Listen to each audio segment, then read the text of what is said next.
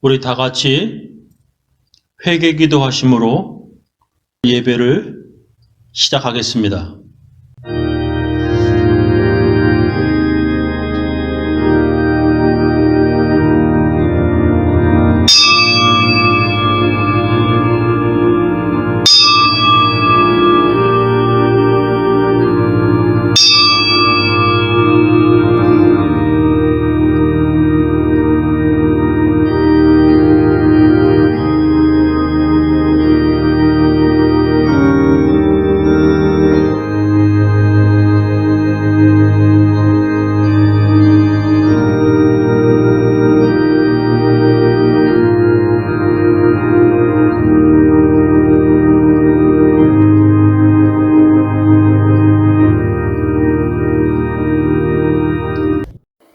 하나님 아버지, 오늘은 2026년 5월 넷째 주 5월 24일 주일입니다.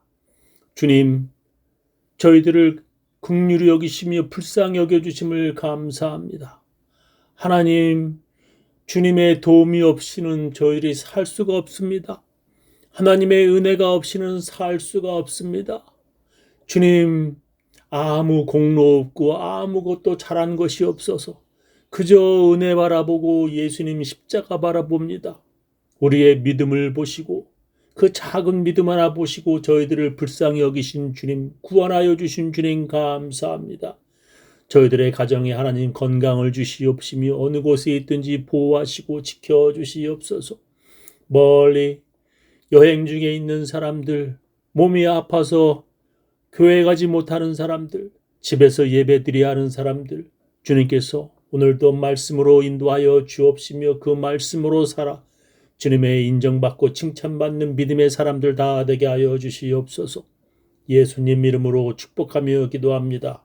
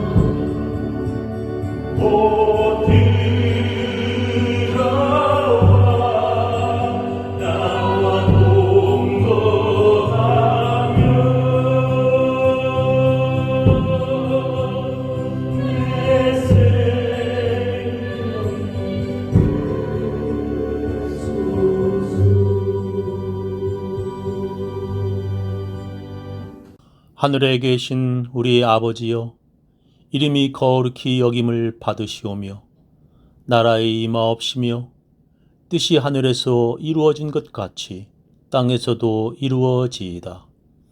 오늘날 우리에게 일용할 양식을 주옵시고 우리가 우리에게 죄 지은 자를 사하여 준 것 같이 우리 죄를 사하여 주옵시고 우리를 시험에 들게 하지 마옵시고 다만 악에서 구하옵소서.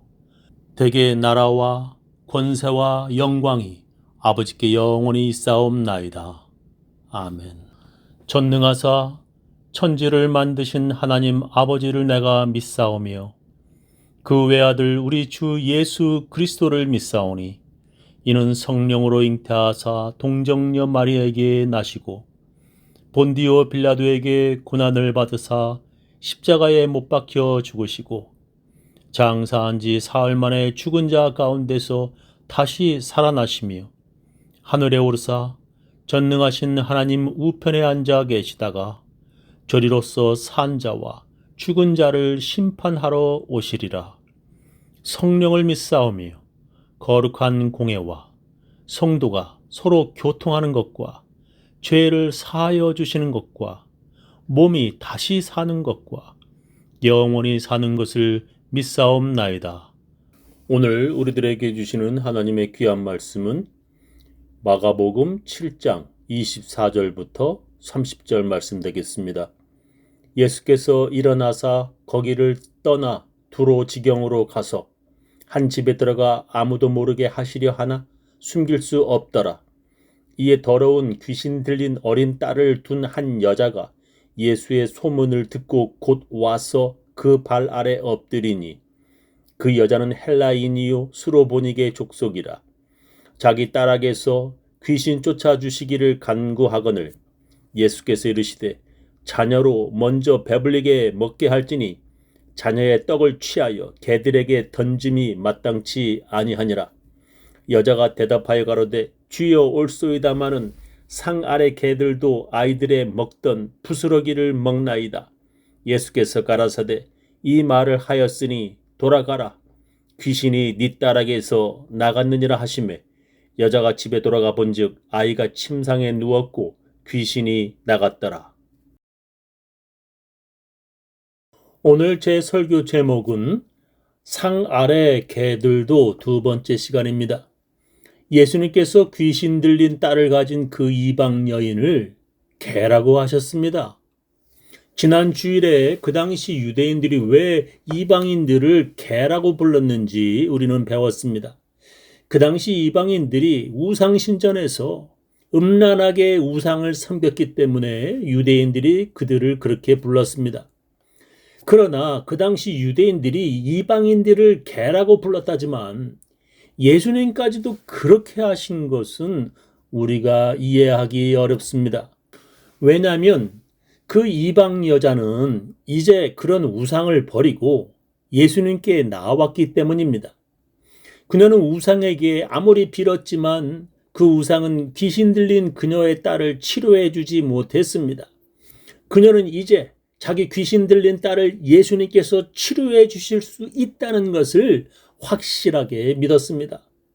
어떻게 그녀가 그렇게 예수님을 확실하게 믿었는지 우리가 알 수 있습니까? 그것은 그녀의 행동을 보면 우리가 알 수 있습니다. 마태복음을 보면 아주 자세하게 기록되어 있습니다. 그 여자가 예수님을 쫓아오면서 자기 딸을 치료해달라고 계속 소리를 질렀습니다. 그러나 예수님은 아무런 말씀도 하시지 않고 그냥 걸어가셨습니다. 한마디로 예수님은 그 이방 여인을 무시하셨다는 것입니다. 한국 사람들은 그것을 개무시라고도 말합니다. 사람이 어떤 사람을 무시하는 것 중에 최악으로 무시하는 것을 한국 사람들은 그렇게 개무시라고 부릅니다. 자기가 아무리 말해도 그 사람이 아무런 대꾸도 안 하고 나를 사람 취급하지 않는 것을 개무시라고 부릅니다. 예수님이 그 이방 여자에게 그렇게 개무시하신 것입니다. 그럼에도 불구하고 그녀는 계속 예수님께 소리를 지르며 따라왔습니다. 마태복음에 그 여자가 얼마나 끈질겼는지 예수님의 제자들이 예수님께 이렇게 말할 정도였습니다. 가나안 여자 하나가 그 지경에서 나와서 소리질러 가로되 주 다윗의 자손이여 나를 불쌍히 여기소서 내 딸이 흉악하게 귀신 들렸나이다 하되 예수는 한 말씀도 대답지 아니하시니 제자들이 와서 청하여 말하되 그 여자가 우리 뒤에서 소리를 지르오니 보내소서. 제자들이 왜 예수님께 그 여자를 보내소서라고 말했을까요? 아마 제자들이 자기들을 따라오는 그 이방 여자에게 돌아가라고 여러 번 말했지만 그녀가 듣지 않았을 것입니다. 그러니 예수님에게 직접 그 여자를 쫓아보내라고 제자들은 말하고 있습니다. 제 생각에는 아마 그 여자가 제자들에게 내가 당신들에게 부탁하는 것이 아니고 오직 예수님께 부탁하는 것입니다. 그러니 예수님이 나에게 직접 말씀하시지 않으면 절대 돌아가지 않겠습니다 하고 말했을지도 모르겠습니다. 그래서 아마 제자들이 예수님께 그 여자를 직접 쫓아보내시라고 말했을 것입니다. 그래서 그녀를 무시하고 가시던 예수님이 걸음을 멈추시고 그녀에게 이렇게 말씀하셨습니다. 예수께서 대답하여 가라사대 나는 이스라엘 집에 잃어버린 양 외에는 다른 데로 보내심을 받지 아니하였노라. 예수님께서 그 여자에게 분명하게 거절하신 것입니다. 그 여자가 예수님의 거절 의사를 알아듣지 못하였기 때문에 이제 예수님께서 말로 분명히 거절하신 것입니다. 나는 유대인들 외에는 다른 데로 즉 너희 같은 이방인들에게 보내심을 받지 아니하였노라 하고 예수님이 말씀하셨습니다. 이건 또 무슨 뜻입니까? 그렇다면 예수님은 유대인들만을 위해서 하나님께서 보내신 것입니까? 그 여자가 이런 예수님의 말을 들어도 무척 기분 나쁠 텐데 그 여자는 꽤 끈질깁니다. 그럼에도 불구하고 그 여자는 도와달라고 예수님께 절하며 말합니다. 그래서 더 분명하게 예수님께서 그녀에게 단호히 거절하십니다. 대답하여 가라사대 자녀의 떡을 취하여 개들에게 던짐이 마땅치 아니하니라. 그러니까 그 여자에게 예수님께서 개라고 말씀하신 것입니다. 내 백성 유대인 아이들의 빵을 뺏어서 개 같은 너희 이방 여자들에게 던져주는 것은 옳지 않다는 것입니다. 그 여자가 지금 예수님께 빵을 달라고 말했습니까? 빵 달라는 것이 아니라 내 딸을 치료해달라고 그녀가 말했습니다. 그런데 예수님은 그녀에게 지금 빵을 개에게 던져주는 것으로 말씀하시는 것입니다. 아마 그 여자가 한국 아줌마였다면 예수님께 삿대질하며 대들었을지도 모릅니다. 그런데 예수님이 지금 그녀에게 왜 그러시는 것일까요? 여러분의 추측이 맞습니다.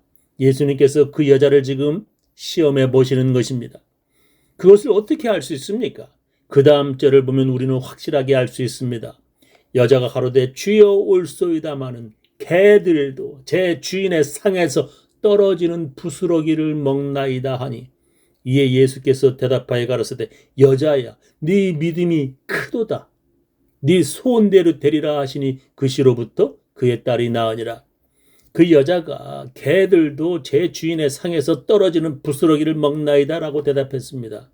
그녀의 대답을 들은 예수님은 네 믿음이 크도다 라고 그녀의 믿음을 인정해 주셨습니다. 너희 믿음이 정말 대단히 크다라고 예수님께서 인정해 주신 것입니다. 이것은 하나님께서 아브라함을 시험하신 후에 그의 믿음을 인정해 주시는 것과 같습니다. 아브라함이 100세에 낳은 아들 이삭을 하나님께 바치라고 했을 때 그는 망설이지도 지체하지도 않았습니다. 그것을 보고 놀라신 하나님께서 그의 믿음을 그 자리에서 즉시 인정해 주셨습니다. 하나님의 시험을 통과한 아브라함의 믿음이 큰 믿음이라고 하나님께서 인정해 주셨습니다. 예수님께서도 그 이방 여인의 믿음이 진짜 믿음인지 아닌지 시험하신 것입니다. 예수님께서 그 이방 여인이 뒤에서 계속 쫓아오며 소리를 질러도 아무런 대꾸를 하지 않으셨습니다. 그렇게 예수님이 그녀를 개무시한 것도 그녀를 시험하시기 위함이었습니다. 그리고 제자들 때문에 가시던 걸음을 멈추시고 그 여자에게 분명히 거절하고 또한 개라고 모욕을 하신 것도 모두 그 여자의 믿음을 시험해 보신 것입니다. 우리는 시험을 통하여 그 믿음이 진짜인지 알 수 있습니다. 평상시에는 잘 모르지만 위기가 오면 사람들은 그 사랑이 진짜인지 알 수 있게 됩니다. 진짜 사랑은 위기가 올 때 그 사랑이 진짜인지 드러납니다. 가짜 사랑은 위기가 오면 쉽게 깨어지고 헤어집니다.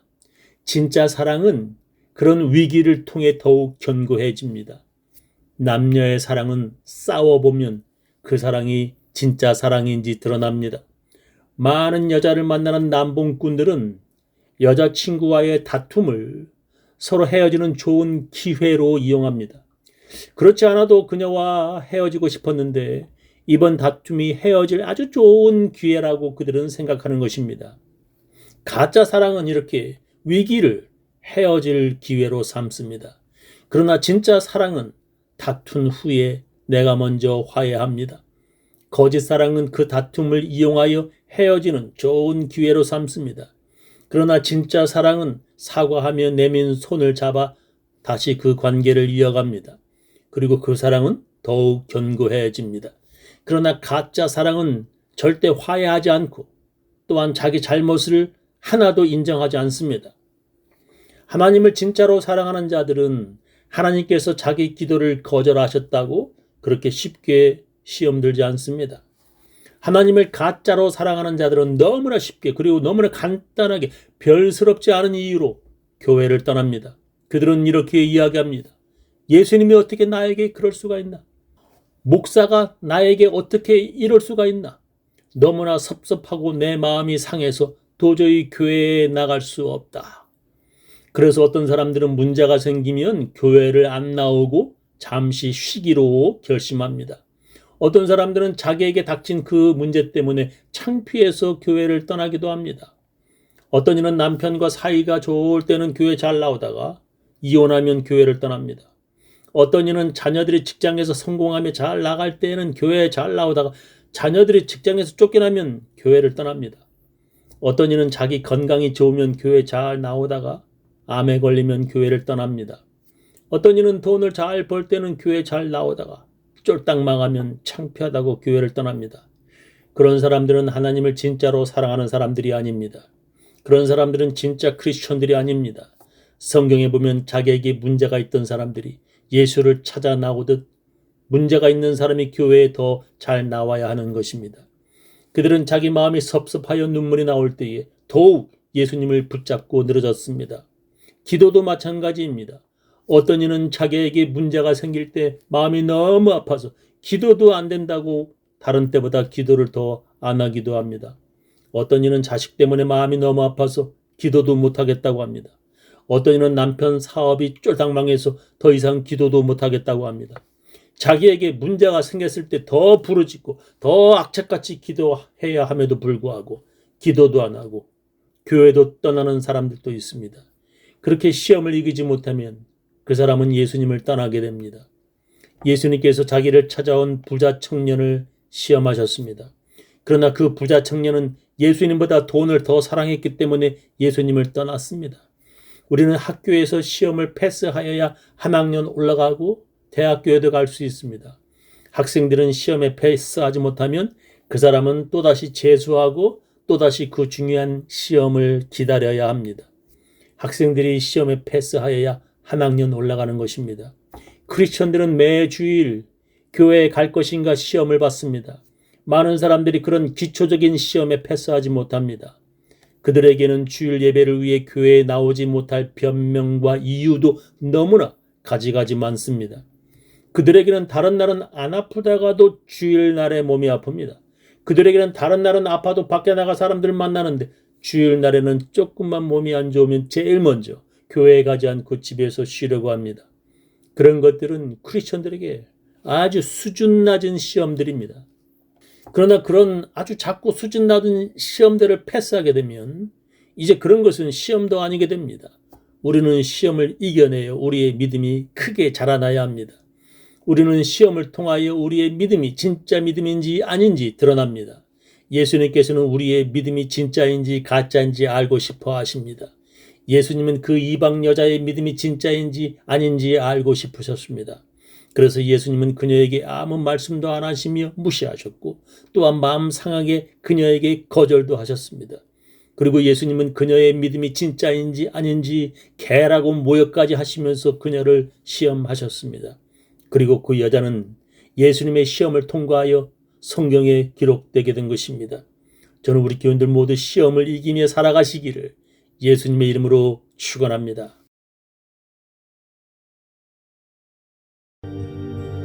너 항상 님께 이끌리며 일평생 충만하며 너로 올 때 힘 주시고 언제나 지켜주시니 죽으신 사랑 믿는 자 그 반석 위에 서리라 너 설레는 맘 가다듬고 희망 중 기다리면서 그대 오신 주의 뜻과 사랑에 만족하여라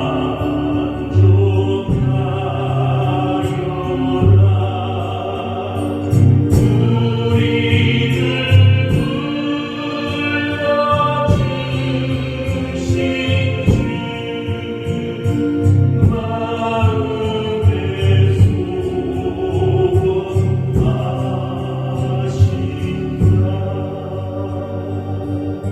소원하신다. 지금은 주 예수 그리스도의 놀라운 은혜와 하나님의 크고 크신 사랑과 성령님의 감화 감동하심이 말씀을 듣고 시험을 이기며 살고자 하는 모든 사람들, 그 가정, 그 자녀, 그 사업체 위에 지금부터 영원히 함께 하옵시기를 간절히 축원하옵나이다.